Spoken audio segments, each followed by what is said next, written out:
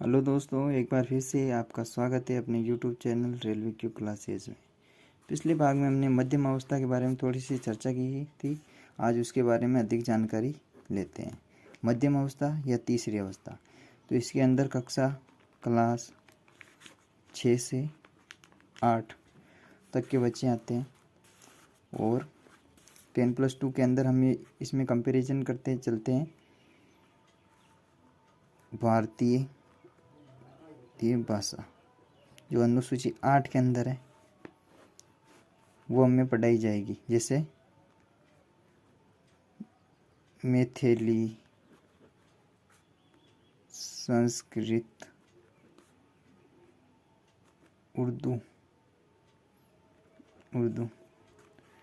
और इसके साथ इसके अंदर और है आपके कंप्यूटर शिक्षा का प्रावधान है और इसके अंदर आपके कमाई की चीज़ें जैसे किसी को अगर पौधों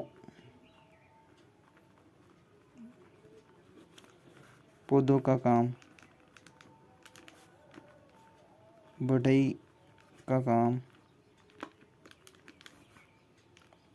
सिखाया जाएगा। उसके मिलेंगे नंबर, क्या मिलेंगे? अंक मिलेंगे। और उसके साथ सिलाई,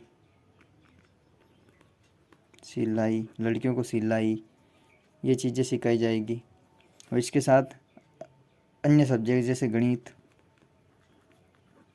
जैसे हम विज्ञान ले लेते हैं, और कला का कोई सब्जेक्ट, आर्ट्स का कोई सब्जेक्ट भी पढ़ाया जाएगा। कमाई वाली चीज़ें जैसे पौधा लगाना, बढ़ई का काम करना, सिलाई सिखाना, इनके अंक मिलेंगे बच्चों को। और नई शिक्षा नीति में चलते हैं तो इसके अंदर उत्तर भारत में संस्कृत अनिवार्य है। इसके अंदर संस्कृत की कोई आवश्यकता नहीं है। आपको ये जो भी आपको भाषा अच्छी लगे, जो अनुसूची के अंदर है, वो भाषा आप ले सकते हो पढ़ने के लिए। वो टीचिंग के लिए जैसे सिलाई वगैरह, इन क्षेत्र में कोई प्रावधान नहीं था कि भाई सिलाई के बारे में बताया जाएगा। इसमें नई वाली शिक्षा नीति में इसके बारे में बताया गया है। इसके बाद हम चलते हैं अगली एज के अंदर, जो है अपने 4 नंबर पर सेकेंडरी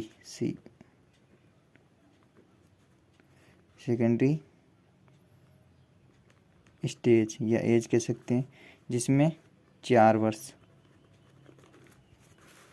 इसके अंदर स्ट्रीम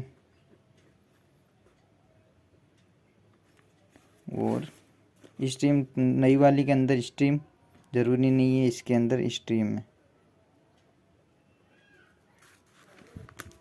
है तो इसके अंदर स्ट्रीम जरूरी नहीं है। जैसे मैं एक एग्जांपल लेता हूँ, जैसे गणित,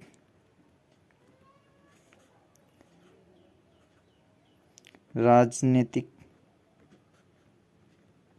विज्ञान और कंप्यूटर, तीनों अलग अलग संकाय या स्ट्रीम कह सकते हो या संकाय कह सकते हो, जिसके अलग अलग सब्जेक्ट है। इसमें पुरानी वाली में जैसे PCM पूरा 1, PCB, ABC एटसेट्रा, आपको एक ही क्षेत्र के, जैसे BSc वालों के लिए ये फिक्स है, ये फिक्स है, ये फिक्स है, तो वो अपने क्षेत्र के रिलेटिव सब्जेक्ट ही ले सकते थे। नई वाली में ये प्रावधान नहीं है। अब चलते हैं एग्ज़ाम का पैटर्न। एग्ज़ाम पुरानी वाली के अंदर एग्ज़ाम पहले लिख देता हूँ मैं आपके। एग्ज़ाम हाफ ईयरली, और इसके अंदर सेमेस्टर या छमाही।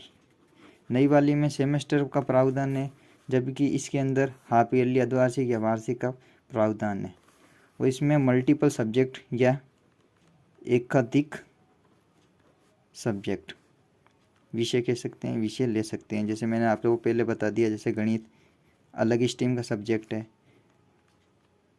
कंप्यूटर अलग स्ट्रीम का सब्जेक्ट है, राजनीतिक अलग स्ट्रीम का सब्जेक्ट है। तो इसमें स्ट्रीम ज़रूरी नहीं है, और नई पुरानी वाली के में अंदर स्ट्रीम ज़रूरी थी। और इसमें एक चीज़ है आपके रचनात्मक कौशल, कि आपको प्रैक्टिकल करके ज़्यादा बताया जाएगा। पुरानी वाली में तो किताबी ज्ञान के बारे में चर्चा की गई। अब आगे चलते हैं हम स्नातक।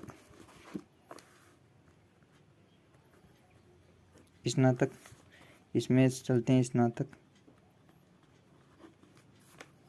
तो इसमें दिया गया आपके BA, BSc, बीकॉम ये कर सकते थे पुरानी वाली में। नई वाली में अंदर आप कोई भी सब्जेक्ट ले सकते हो, स्ट्रीम का आपके कोई नहीं है इसके अंदर। BA, BSc, बीकॉम कोई नहीं है इसके अंदर।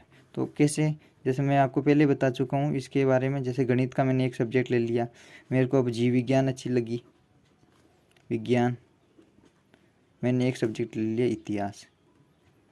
तो स्ट्रीम नहीं है, तो इसमें हम कैसे कह सकते हैं कि भाई इसने BA किया या BSc किया, तीनों के अलग अलग सब्जेक्ट आ गए। अब देखिए इसके अंदर क्या है। जैसे मेरे कुछ प्रॉब्लम होगी तो मैंने BS सेकेंड ईयर करके छोड़ दी। फिर बाद में मैंने सोचा कि भाई अब कर लूँ, तो फिर मेरे को BA फर्स्ट ईयर से स्टार्ट करना पड़ेगा, और फिर BA फाइनल तक की डिग्री मिलेगी। मेरी 2 साल ख़राब हो गए पहले। अब इसमें क्या है आपके 1 ईयर, जिसमें आपको क्या मिलेगा, सर्टिफिकेट मिलेगा। दूसरी साल का इसमें आपको डिप्लोमा मिलेगा। तीसरी ईयर इसमें आपको डिग्री, जैसे जॉब के अंदर डिग्री की ज़रूरत है, और कंपटीशन के अंदर डिग्री की ज़रूरत है। तब वो चौथी साल 4 ईयर। तो इसमें हम कह सकते हैं 4 ईयर के अंदर होगा आपके रिसर्च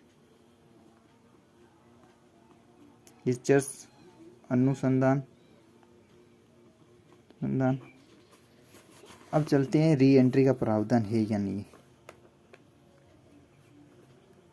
री एंट्री के दो या पुनः दाखिला। री एंट्री, पुरानी वाली में री एंट्री का प्रावधान नहीं था, नई वाली में री एंट्री का प्रावधान है। जैसे मैंने सोचा भाई मैंने BSc कर लिया, फर्स्ट ईयर कर लिया, सेकंड ईयर कर लिया, थर्ड ईयर या मेरे फाइनल रह गई, तो मैं क्या फिर अपना फॉर्म भर के मेरे को सर्टिफिकेट मिला है फर्स्ट ईयर में, सेकंड ईयर में मेरे को डिप्लोमा मिला, थर्ड ईयर की मेरे को चाहिए, तो मैं ये 2 अपने सर्टिफिकेट लगा के ये डिग्री ले सकता हूँ। अगर मेरे को रिसर्च करना है तो मेरे को 4 ईयर की डिग्री करनी होगी। तो अब चलते हैं आगे अगले स्टेज में, जिसका नाम है पोस्ट ग्रेजुएशन, जिसमें 1 वर्ष या 2 वर्ष की होगी। अब देखिए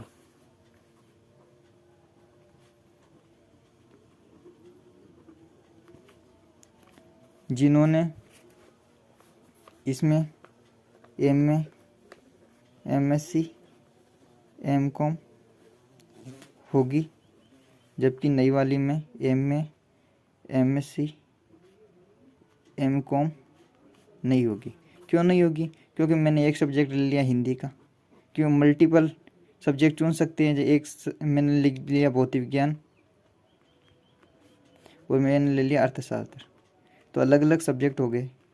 तो क्या करेंगे, वो थोड़े देखेंगे BA किया, BSc किया, वो देखेंगे अलग अलग सब्जेक्ट है तो उसकी डिग्री कैसे बनाएंगे। फिर बात कर लेते हैं जिन्होंने, अब इसके अंदर एक स्पेशल बात है नई वाली में, MPhil की डिग्री हटा दी गई है, और बात करते हैं PhD की, PhD इसमें 5 ईयर है पुरानी वाली में, नई वाली में होगी PhD आपकी 4 ईयर की। ये चेंज है। उसके बाद चलते हैं डिग्री। डिग्री जिन्होंने जिन्होंने 3 ईयर डिग्री की है, 3 ईयर डिग्री की है, तो उनको पोस्ट ग्रेजुएशन 2 ईयर वाली करनी होगी। जिनको रिसर्च करना है, जैसे मेरे को रिसर्च करना है, तो मैं रिसर्च करना है तो मेरे को 4 ईयर वाली डिग्री होनी आवश्यक है, और मेरे लिए पोस्ट ग्रेजुएशन 1 ईयर की होगी। टोटल मिला के 5 ईयर, यहीं 5 ईयर, यहाँ भी 5 ईयर। ये तो हो गई हमारी शिक्षा नीति। अब हम चर्चा करते हैं क्या नई चीज़ है, क्या पुरानी चीज़ है। तो इसके कोई चीज़ पूर्णतः सही भी नहीं हो सकती और अच्छी भी नहीं हो सकती, तो उसमें कुछ ना कुछ तो कमियां रह जाती है।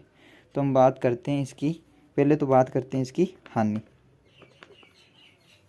और फिर बात करेंगे हम लाभ। तो हानि क्या है, हमने पहले चर्चा की थी मंडारिन